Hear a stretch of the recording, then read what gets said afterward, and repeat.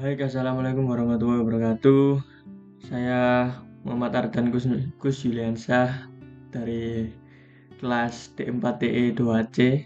Pada kesempatan kali ini saya akan mempresentasikan project PLC yang telah selesai saya buat. Isinya ada judul project, terus deskripsi project, terus ada prinsip kerja, tabel I/O, dan terakhir simulasi. Judul yang saya buat adalah kontrol 3 alat pencampur pada jalur pemrosesan. Kemudian deskripsi projectnya, objektif, tujuannya dari apa yang saya buat ini adalah sebuah alat kontrol 3 perangkat pencampur dalam satu jalur proses.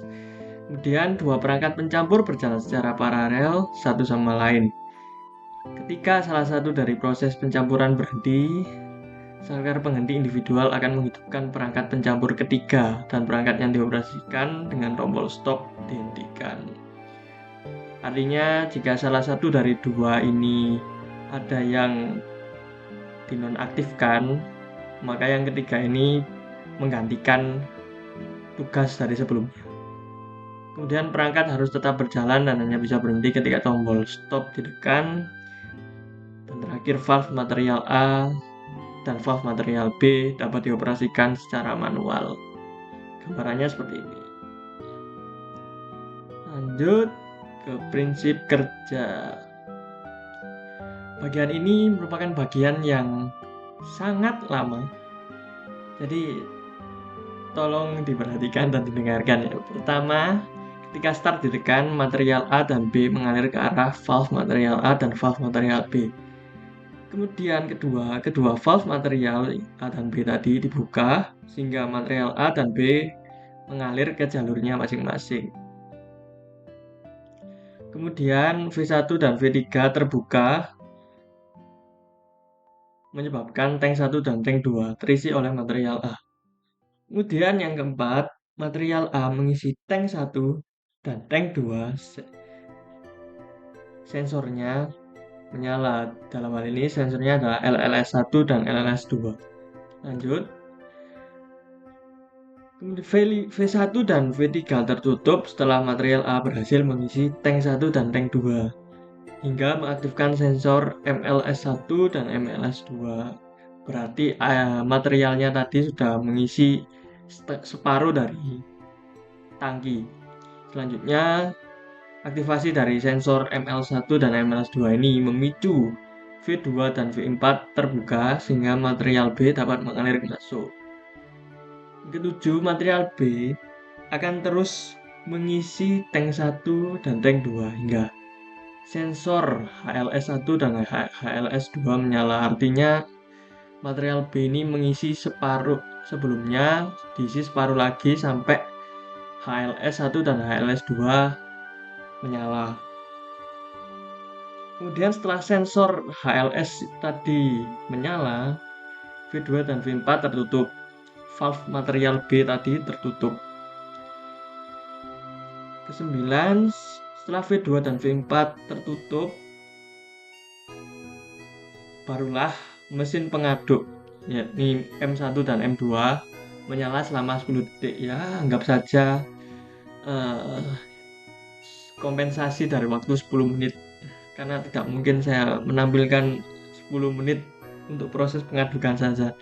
Selanjutnya ke-10, setelah proses pengadukan selesai, barulah output valve dari masing-masing tank terbuka. Material yang telah diaduk mengalir keluar. Terus ke-11, material hasil pengadukan tadi keluar sampai sensor LLS1 dan LLS2 tidak mendeteksi adanya cairan. Terus selanjutnya setelah itu perangkat bekerja lagi dari langkah ketiga sampai ke 11 sampai ya, jadi perangkatnya nanti akan melakukan looping ya. Setelah kosong, valve-nya buka lagi, keisi lagi, begitu seterusnya sampai tombol stop ditekan. Selanjutnya ini merupakan langkah yang langkah cadangan apabila tank 1 atau tank 2 di stop. Akibatnya salah satu tank, yakni tank 3, baru bekerja. Kerjanya sama, cuman namanya saja yang beda. V5 terbuka, material masuk, kemudian material A mengisi sampai LLS 3 dan MLS 3 menyala, kemudian V5 tertutup, V6 terbuka, V6 terbuka lagi mengisi sampai separuh ke atas sampai HLS 3 terbuka. Kemudian setelah sensor ini aktif, pengaduk aktif, V6 tertutup, begitu seterusnya sampai output valve terbuka, kurang lebih hampir sama. Kemudian terakhir output valve ini tertutup, V5 terbuka lagi, begitu seterusnya sampai ini tombol stop tank 1 dan tank 2. Salah satu tombol stop dari tank 1 atau tank 2 tadi dinonaktifkan, teraktivasi kembali, atau stop, tombol stop ditekan. Terus untuk tabel I/O nya demikian ya. Ini untuk input, nama-namanya.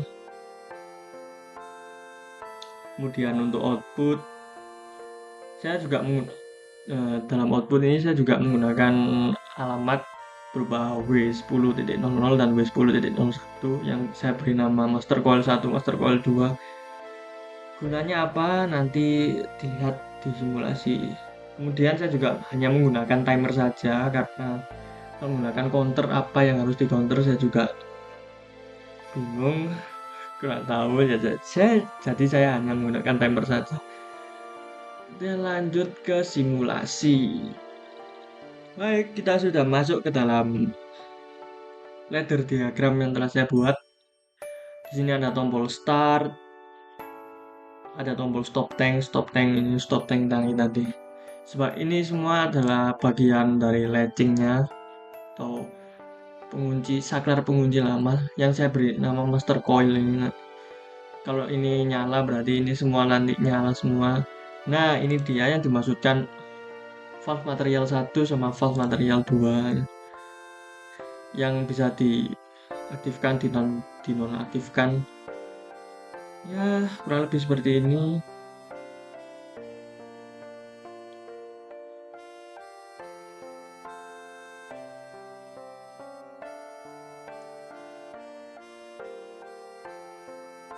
Oh ya, untuk yang ketiga, maaf. Ini tadi kan disebutkan jika salah satu stop tank di nyalakan atau salah satu tank dinonaktifkan, itu akan mengakibatkan tank 3 beroperasi seperti itu. Ya, baik, lanjut ke program desain yang telah saya buat. Kita langsung mainkan saja bagaimana sih gambaran dari apa yang saya buat ini ya. Baik, kita mainkan. Tombol start ditekan, kemudian material A dan material B mengalir ke valve ini dan valve ini, valve 1 dan valve 2, valve material A dan valve material B. Kemudian valve material ini dibuka satu persatu. Pembukaan tadi menyebabkan aktivasi dari valve 1 dan valve 3 untuk menyala. Akibatnya cairan berwarna hijau ini masuk ke masing-masing tangki. Saat masuk pasti menyentuh sensor ini, LLS1, LLS2 sampai MLS1 dan MLS2. Nah, ketika keduanya ini menyala, valve 1 dan valve 3 ini nutup kembali, digantikan dengan valve 2 dan valve 4 untuk mengisi cairan yang tadi terisi mengisi tangki yang tadi terisi separuh berwarna cairan hijau. Sekarang diisi lagi separuh sisanya dengan cairan berwarna kuning sampai HLS ini menyala. Nah, Ketika HLS ini menyala, valve ini tertutup, valve 2 dan valve 4 ini tertutup, kemudian memicu motor untuk menyala selama 10 menit tadi. Ketika motornya telah selesai menyala, cairan tadi yang berwarna kuning dan hijau tadi diadukkan, berarti kuning bertemu hijau, warnanya jadi biru. Itu memicu dari output valve ini dan output valve ini untuk menyala.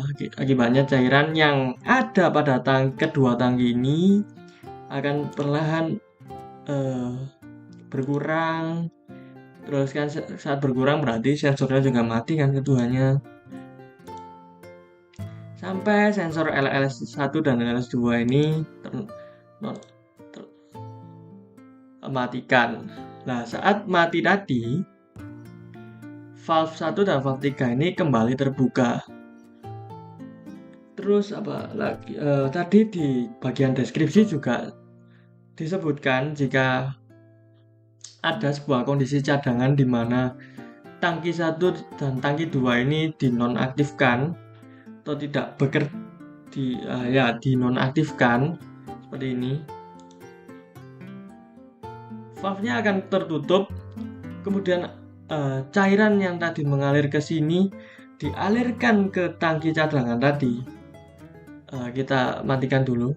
Jika kondisinya kan jika tank 1 dinonaktifkan atau tank 2 dinonaktifkan atau keduanya juga dimatikan, valve-nya akan mati, kemudian mengalir ke sini ke tank 3, kemudian tank 3 ini akan terisi.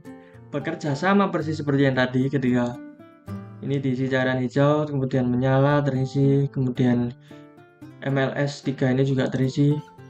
Valve-nya tertutup, digantikan valve sebelahnya, valve berwarna kuning ini masuk, cairan warna kuning ini masuk, V6 ini terbuka sampai HLS aktif. Kemudian motor kembali mengaduk cairan tersebut selama 10 menit. Kemudian cairannya berwarna biru lagi, terus keluar. Belum perlahan keluar, terus menonaktifkan masing-masing sensor.